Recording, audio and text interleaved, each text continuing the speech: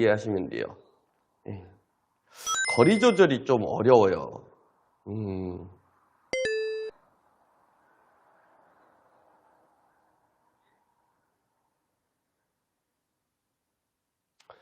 그러시면은 거리 조절하는 것 관련해서 조금 설명을 드릴게요. 이게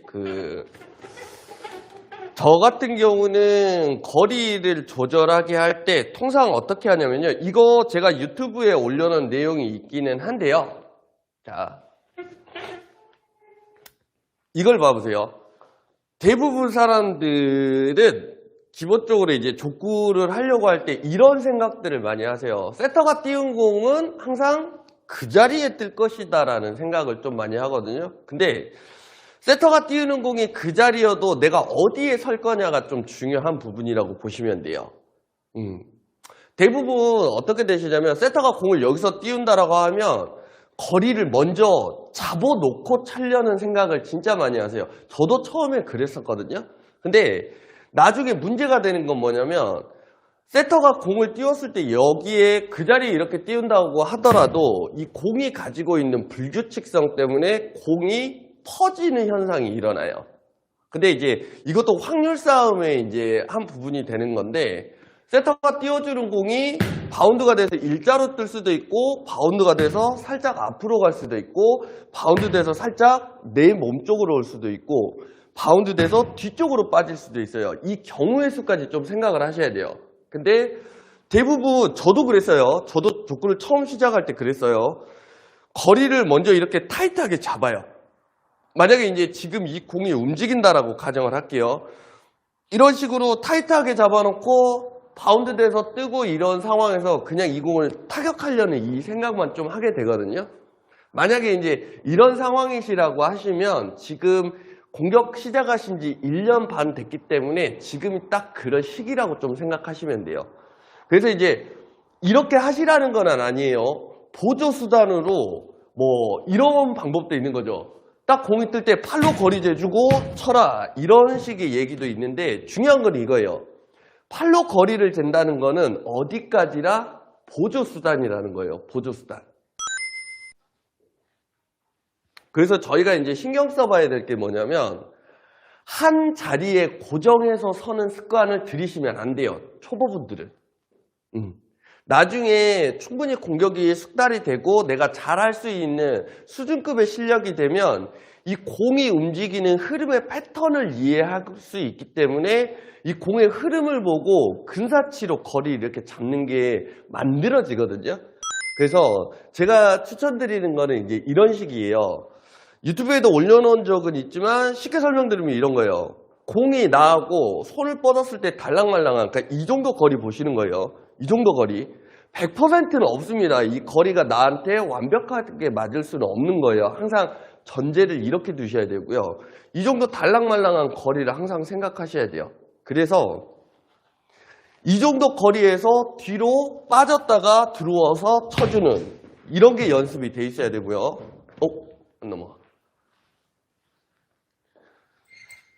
그리고 좀 더 떨어지는 거예요. 저희가 지금 이 정도 거리에 섰다가 이 거리보다 더 뒤로 물러보는 거예요. 그래서 손을 뻗었을 때 한 요 정도 거리가 되게.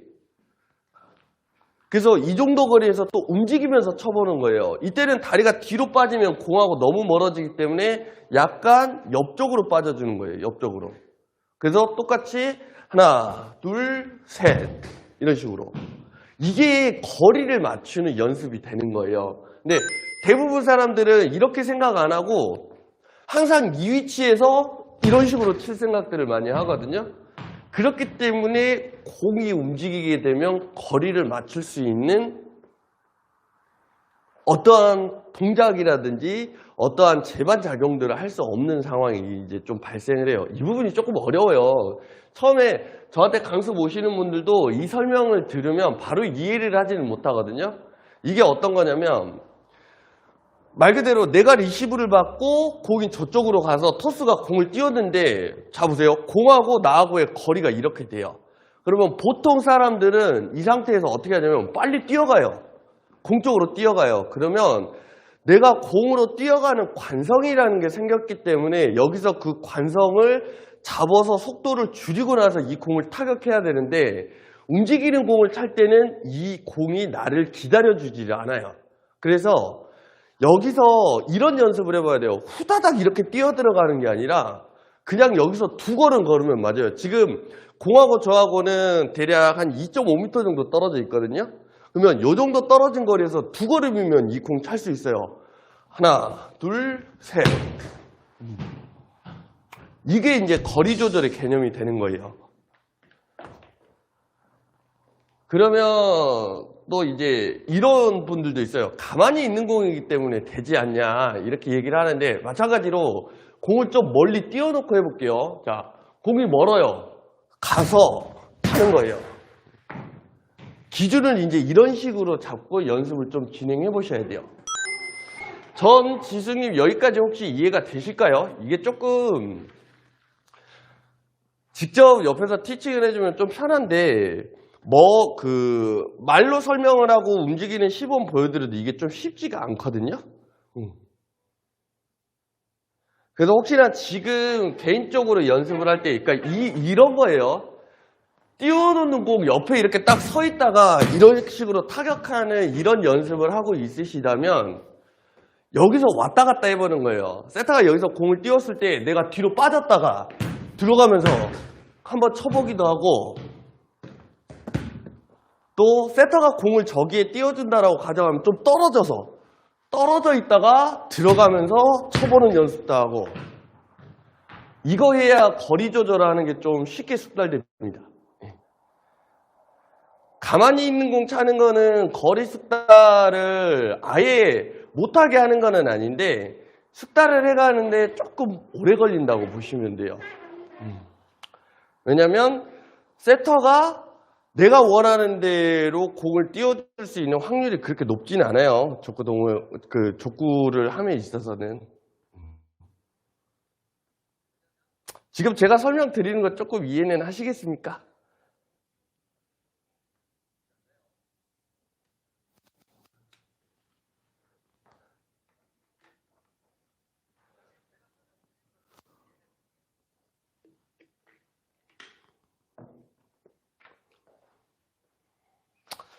그래서 제일 간단한 거라고 하는 거는 손을 재서 보조수단으로 거리를 재는 방법도 있기는 한데 이게 쉽게 맞아지지는 않는다. 그래서 실제로 세터가 뛰었을 때 계속 내가 앞으로도 가보고 뒤로도 빠져보고 하면서 적절한 거리를 맞추는 능력을 스스로 키운다고 생각하셔야 돼요. 그죠? 그게 어려운 거예요. 그러니까 제일 중요한 게 뭐냐면요. 제가 강습할 때 회원분들한테 가장 많이 하는 얘기가 이거거든요. 말로는 쉽다는 거예요. 말로는 쉽지만 그거를 몸으로 만들어가는 과정이 연습이 되는 거고 그게 완성돼가는 그 길이 저희가 실력이 향상된다는 개념이 된다는 거예요. 그래서 항상 이렇게 생각하셔야 돼요. 거리를 잡아놓고 친다는 그런 개념은 족구에서는 좀 쉽게 성립이 되지 않는다. 이유는 세터가 띄워주는 공이 내가 타격하기 편한 위치에 올 확률이 그렇게 높지는 않아요. 그래서 내가 어느 정도 계속 움직이면서 이 공과 거리를 맞추는 연습을 조금씩 익혀나간다고 생각하는 게 도움이 되실 거예요.